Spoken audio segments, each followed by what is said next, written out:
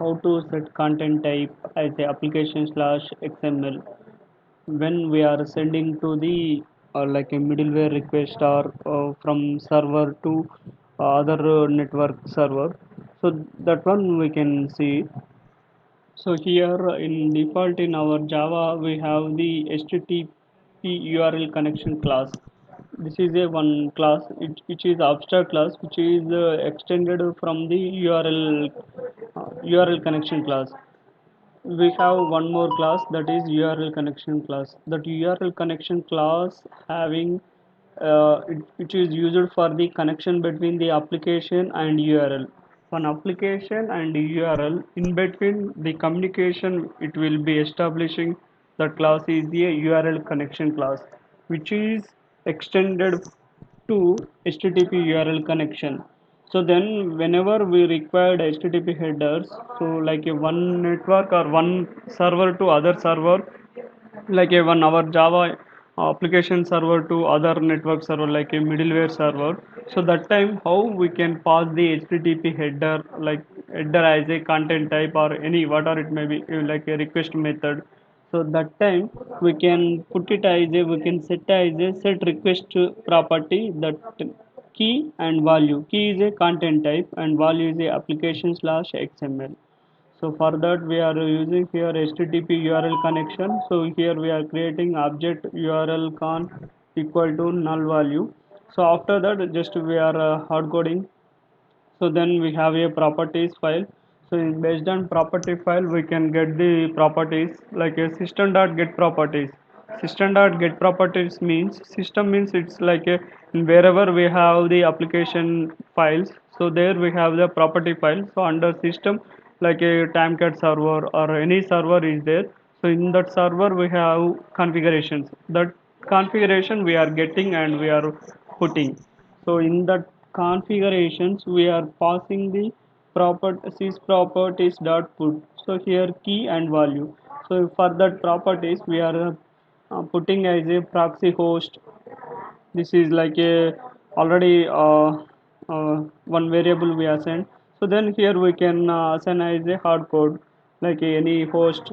Like a host means any IP address, like whatever host we are using, that host, like a whole local host or whatever server host. So then we can pass next to proxy port. So here we passed the one variable. So instead of that you can hardcore one port number like a 1971. So then proxy set true or false. So here key, this is proxy set is key, here value proxy set, proxy port host, these all proxy related we are putting to properties. By default system having the Tomcat.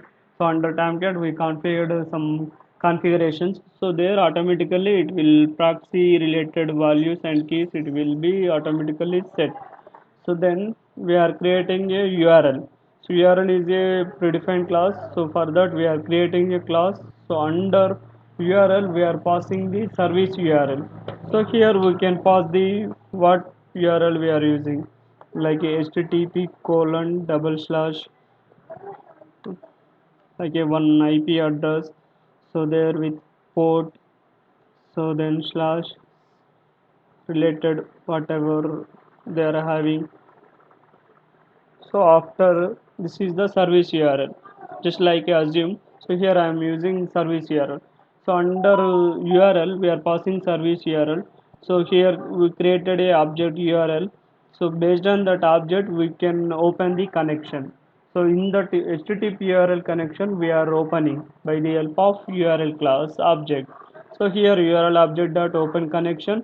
So then we are sorry here. Casting HTTP URL connection.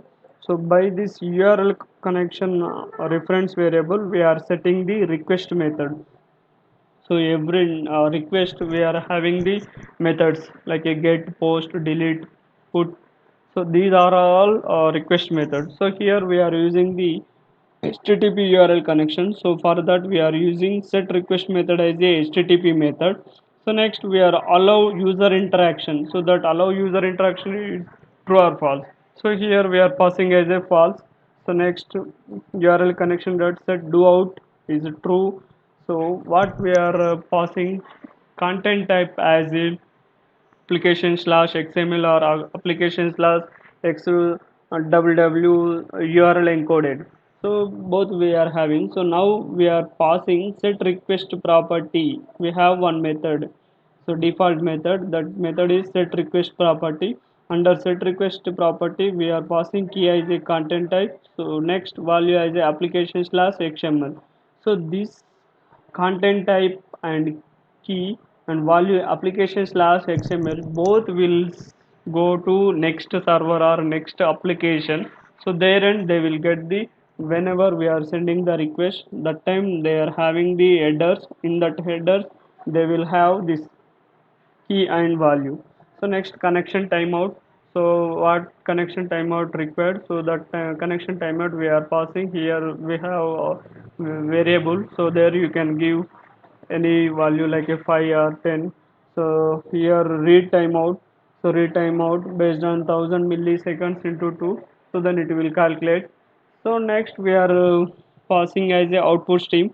So based on output stream, by the help of URL connection, so that variable we are getting the output stream. So then it will read and write the URL connection. So after that we are creating the printwriter class object. So under printwriter class object we are passing the output stream object. So based on a printer object we are passing the URL. So then that URL will push and it will close the read and write access the application.